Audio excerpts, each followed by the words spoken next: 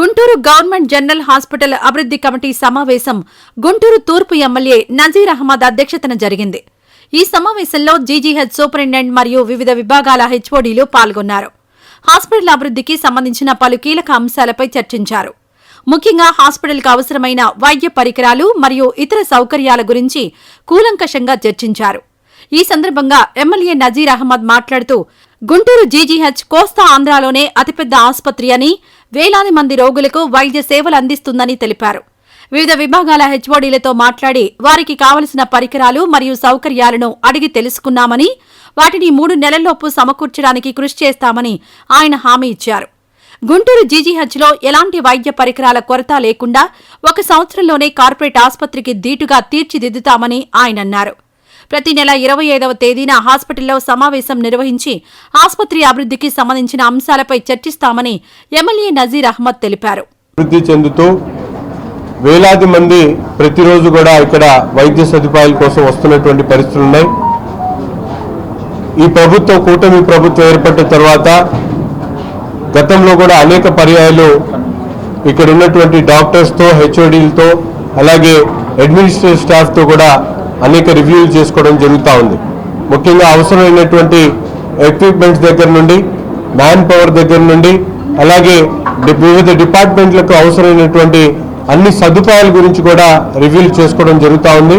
ఈరోజు ప్రత్యక్షంగా హెచ్ఓడీలతో మాట్లాడి మేము ఏదైతే వైద్యానికి సంబంధించినటువంటి రిక్వైర్మెంట్స్ ఉన్నాయో వాళ్ళందరూ కూడా కనుక్కోవడం జరిగింది.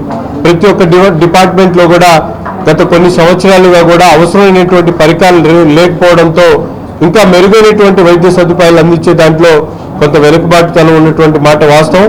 దీన్ని అభివృద్ధి చేయాలనే ఆలోచనతో ఈరోజు గౌరవ సూపరింటెండెంట్ గారు, అలాగే హెచ్డిఎస్ కమిటీ సభ్యులు, వీళ్ళందరూ అలాగే నాట్కోకు సంబంధించినటువంటి ప్రతినిధులతో కలిసి ఒక రివ్యూని చేసుకొని తద్వారా ప్రభుత్వానికి కానీ, అలాగే కొంతమంది ఈరోజు సిఎస్ఆర్ ఫండ్స్ ద్వారా గవర్నమెంట్ ప్రభుత్వ ఆసుపత్రిని ఆదుకోవాలనే ఆలోచన చేస్తున్నటువంటి పరిస్థితులు ఉన్నాయి.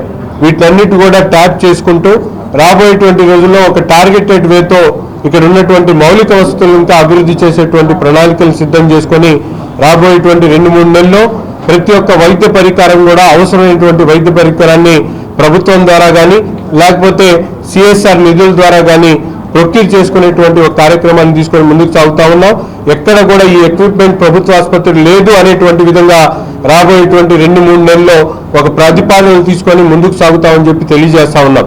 అంతేకాకుండా మిగతా విషయాల్లో కూడా ట్రాఫిక్ కానీ, ఇంటర్నల్ రోడ్స్ కానీ, టాయిలెట్స్ కానీ, అలాగే ఎఫ్ఎన్ఓస్, ఎంఎన్ఓస్ కానీ, అలాగే ల్యాబ్ అసిస్టెంట్స్ కానీ, లేకపోతే ఈఎండీస్ కానీ, వీళ్ళందరినీ కూడా అపాయింట్ చేసుకుని ఇప్పటికే ప్రభుత్వం ఏర్పడిన తర్వాత దాదాపు రాష్ట్రంలో 4600 మంది పోస్టులను క్రియేట్ చేయడం జరిగింది. డాక్టర్స్ కూడా ఈ ప్రభుత్వం ప్రొక్యూర్ చేసింది. కానీ మారుతున్నటువంటి అవసరాలను బట్టి ఇంకా పెద్ద ఎత్తున చేయాల్సినటువంటి అవసరం ఉంది. ప్రభుత్వ ఆసుపత్రి, గుంటూరు ప్రభుత్వ ఆసుపత్రిని ఒక కార్పొరేట్ ఆసుపత్రిగా తీర్చిదిద్దడానికి 1 సంవత్సరం కాలం పాటు పూర్తిగా దీని మీద దృష్టి పెట్టి గౌరవ మంత్రివర్యులు, కేంద్ర మంత్రివర్యులు పెమ్మసాని చంద్రశేఖర్ గారి సహకారంతో, ముఖ్యమంత్రి గారి సహకారంతో ఈరోజు గవర్నమెంట్ హాస్పిటల్ని మరింత అభివృద్ధి చేస్తామని చెప్పి ఈ సందర్భంగా తెలియజేస్తా ఉన్నాం. ఈ వీడియో నచ్చితే లైక్ చేయండి. అలాగే మా ఛానల్ ని ఫస్ట్ టైం కనుక చూస్తున్నట్టయితే ఇప్పుడే సబ్స్క్రైబ్ చేసుకుని పక్కనే ఉన్న గంట సింబల్ ని యాక్టివేట్ చేసుకోండి. అప్పుడే మేము పెట్టే ప్రతి వీడియో మీకు నోటిఫికేషన్ గా వస్తుంది. అలాగే ఈ వీడియో పూర్తిగా చూసినందుకు ధన్యవాదాలు.